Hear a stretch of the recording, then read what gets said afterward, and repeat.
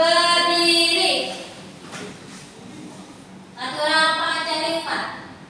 Om Swastiastu. Kakak dulu anak-anak. Gimana kabar kalian hari ini? Baik, Bu. Oke, sebelum memulai kegiatan pembelajaran hari ini, namanya kita melakukan doa. Untuk kelas silakan pimpin doanya terlebih dahulu. Baik, sebelum kita memulai pembelajaran pada hari ini, alangkah baiknya kita awali dengan berdoa. Berdoa menurut agama dan kepercayaan masing-masing. Berdoa dipersilakan. Berdoa dapat diyakini. Baik, karena kita sudah melakukan doa, sekarang ibu akan melakukan pengabsenan. Ada yang tidak hadir hari ini? Ada, Bu. Siapa saja? Tugas apa media, Bu? Kenapa tugas tidak hadir? Apa, Bu? Bukan bolos. Ya, dia suka bolos. Kalau Vidya kenapa Pak hadir? Izin, Bu.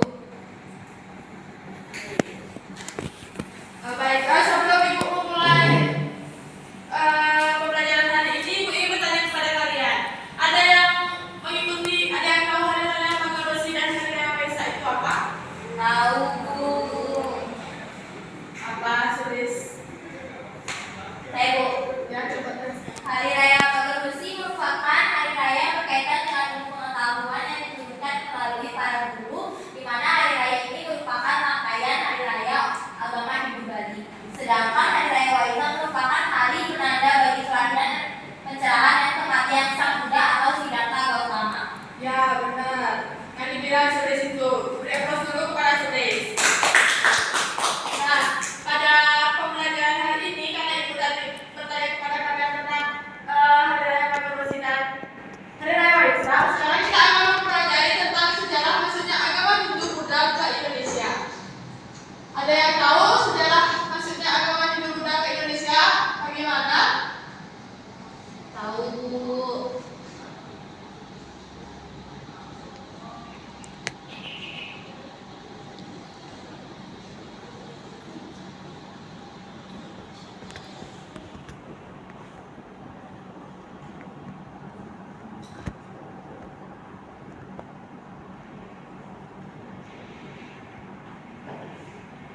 Ada yang tahu? Saya, Bu. Ya, Sulis. Sejarah masuknya agama Hindu Buddha ke Indonesia yaitu diawali dengan beberapa teori yang dikemukakan oleh beberapa ilmuwan. Yang pertama yaitu teori Brahmana, teori Ksatria, teori Waisya, teori Sudra, dan juga teori Arus Balik. Dan selain itu juga terdapat abad pertama kali agama Hindu Buddha masuk ke Indonesia yaitu pada abad keempat di Kalimantan Timur, tepatnya di Kerajaan. Ya, benar. Beri aplaus dulu kepada Sulis. Jadi sejarah masuknya agama Hindu Buddha ke Indonesia itu diawali pada abad ke-4 Masehi, yaitu sejarah masuknya agama Hindu yang ditandai dengan adanya kerajaan Kutai dan kerajaan Tarumanegara.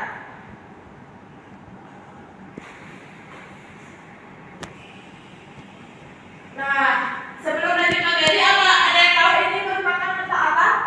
Peta persebaran agamanya dan berkembangnya agama Hindu di Indonesia. Ya, betul. Yang dilihat di kampung.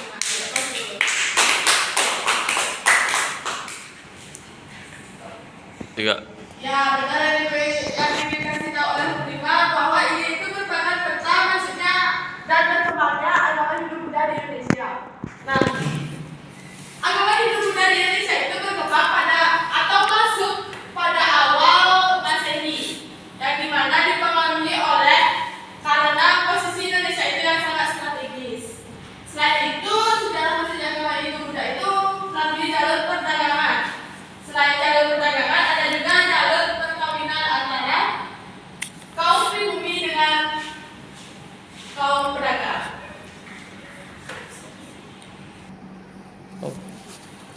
Baik dengan adanya melalui jalur perdagangan ini atau jalur hubungan perdagangan ini, maka kedua belah pihak ini menjadi akulturasi kebudayaan.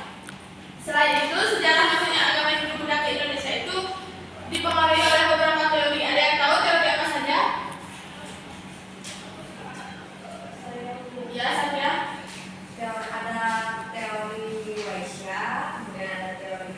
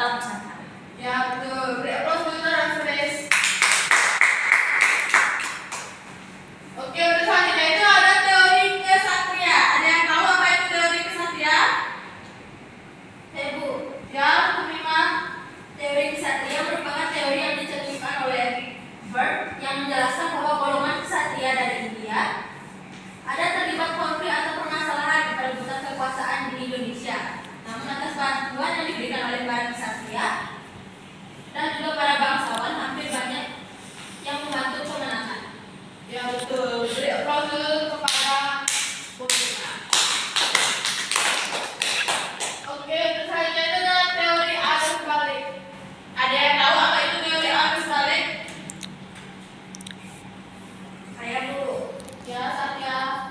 Teori arus balik itu merupakan teori yang dicetuskan oleh Bosch yang menjelaskan peran aktif dari orang-orang Indonesia yang mengembangkan budaya Hindu di Indonesia. Kemudian teori ini menyebutkan bahwa banyak pemuda Indonesia yang belajar agama Hindu ke India kemudian memperoleh ilmu yang banyak. Mereka kembali ke Indonesia untuk menyebarkan ilmu tersebut. Ya betul. Beri aplaus dulu pada Satya. Jadi saat itu merupakan teori arus balik dan yang selanjutnya itu ada teori Brahmana.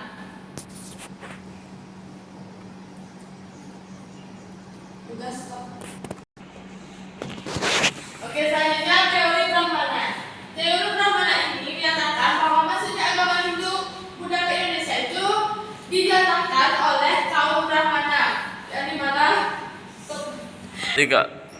Oke, selanjutnya teori Brahmana. Teori Brahmana ini menyatakan bahwa maksudnya agama Hindu Buddha ke Indonesia itu dibawa oleh para kaum Brahmana atau golongan pemuka agama di India.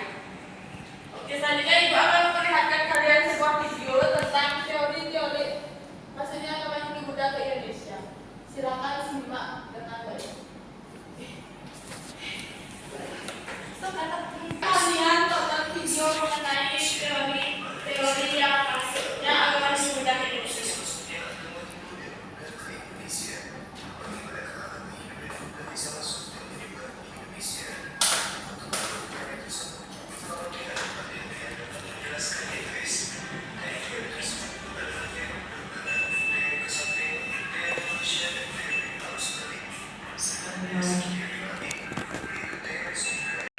Nah, tadi itu merupakan video lengkap mengenai teori-teori maksudnya agama Hindu Buddha ke Indonesia.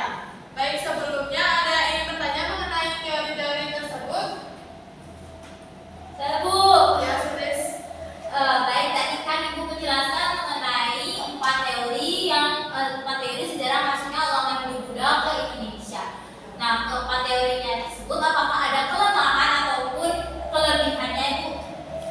Oke, baik, karena Sulis bertanya, sekarang Ibu akan memberikan kalian tugas mengenai pertanyaan Sulis tersebut, yang dimana itu menjawab tentang kelebihan dan kekurangan dari masing-masing teori, dan Ibu akan membagi kalian menjadi 2 kelompok. Silakan kalian buat selama 15 menit, mulai dari sekarang. 3. Baik, karena waktunya udah habis, apakah masing-masing kelompok sudah selesai? Sudah, Bu. Oke, kelompok 1 silakan maju terlebih dahulu menjelaskan tentang kelebihan dan kekurangannya dari teori yang kalian dapat.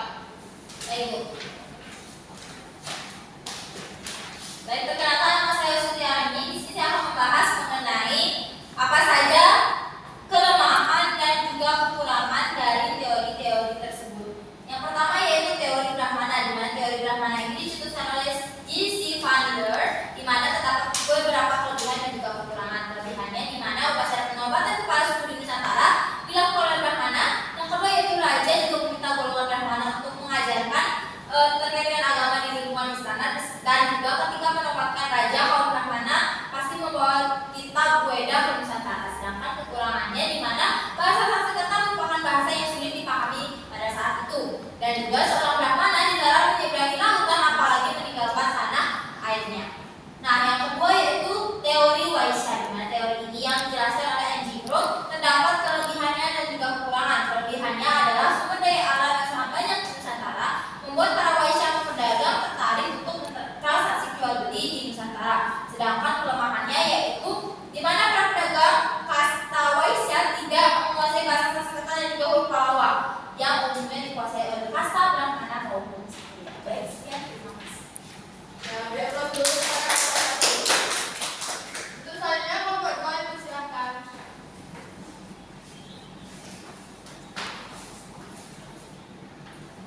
Baik, terima kasih. Di sini saya Purnima Levi bagi kelompok 2 akan menjelaskan mengenai kelebihan dan kelemahan dari teori ksatria dan teori arus balik. Kelebihan dari teori ksatria itu semangat dalam berpetualang menaklukkan daerah lain karena golongan prajurit pada teori ini. Kemudian ksatria ini membangun koloni-koloni yang akhirnya berkembang menjadi kerajaan dan menjalin hubungan dengan kerajaan di India. Kemudian kelemahannya itu tidak ada bukti tertulis bahwa terjadi kolonialisasi oleh para ksatria Hindu yang berasal dari India. Kemudian yang kedua itu tidak menguasai bahasa Sanskerta dan huruf Pallava seperti golongan Brahmana. Kemudian kelebihan dan kekurangan teori arus balik yang pertama yaitu kemungkinan ada putra dari para bangsawan ingin pergi ke Nusantara, pergi ke India untuk belajar agama dan budaya Hindu Buddha dengan tujuan agar keilmuan mereka dapat dari India jauh para bangsawan yang kemudian membuat kekuasaan di Nusantara. Kemudian kelemahannya yaitu adalah pada teori ini sepertinya tidak mungkin jika orang Nusantara pergi ke India untuk belajar agama dan budaya Hindu Buddha karena pada saat itu masyarakat Nusantara masih bersifat pasif. Baik, beri aplaus untuk para Juga. baik, sebelum kita melakukan post test, tadi alangkah baiknya kita melakukan ice breaking terlebih dahulu. Silakan berdiri untuk semuanya. Kita akan melakukan ice breaking yang gampang-gampang saja, yaitu peregangan. Peregangan berdiri aja ya guys. 3. Ya Bu. Ya, apakah sudah merasa enakan tubuhnya? Sudah Bu. Oke, silakan duduk. Sekarang kita akan melakukan post test untuk mengetahui seberapa pahamnya kalian mengenai teori yang Ibu berikan hari ini. Nah, post test kali ini itu hanya berisikan 10 pertanyaan. Nah, di mana masing-masing orang itu harus menjawab dengan benar. Ibu berikan waktu 10 menit, dikerjakan mulai sekarang. 3.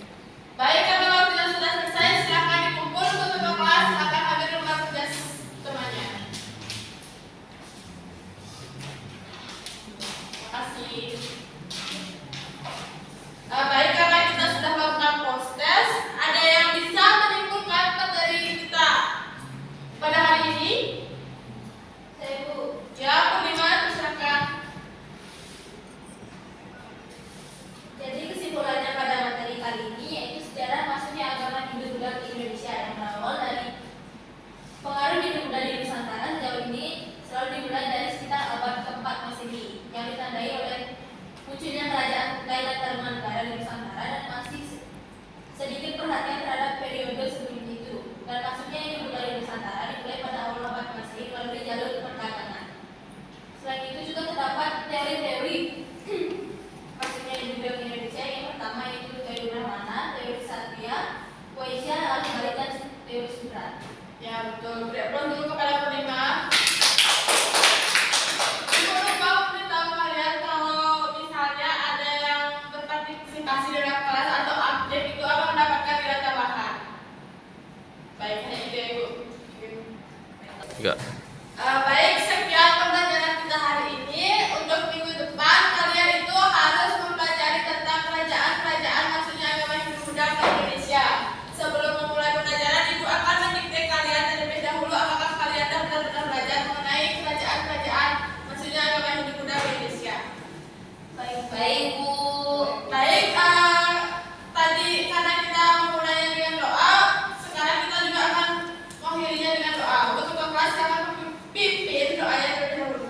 Baik, karena pembelajaran tadi dimulai dengan doa, mari kita akhiri pula dengan berdoa. Berdoa dimulai.